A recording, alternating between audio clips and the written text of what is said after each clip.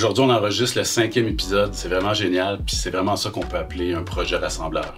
Arrêt sur le droit, c'est vraiment un projet qui est bâti sur la synergie de 3 parties qui croient et surtout qui prennent des actions pour rendre le savoir juridique accessible à l'ensemble de la communauté juridique.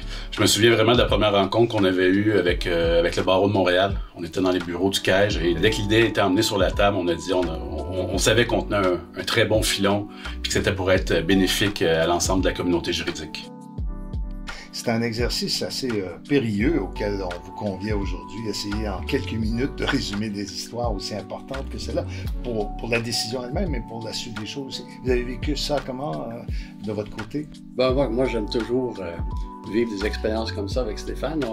On est habitué justement à ce genre de situation-là. Et on parle de décisions qu'on connaît très très bien. Alors, qu'on parle d'un sujet ou d'un autre, finalement, on est toujours dans les mêmes.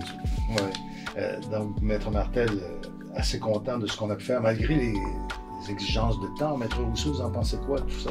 Une formule conviviale où justement on était axé sur les échanges et je crois que ça permet de faire ressortir les aspects clés de l'arrêt, puis d'échanger sur nos différentes perspectives avec cet objectif de communication. En fait, tous les deux, vous poursuiviez une conversation entamée il y a plusieurs décennies, j'ose pas dire combien, et qui se poursuit encore. Exactement, avec grand plaisir d'ailleurs. On n'a pas vu le temps passer.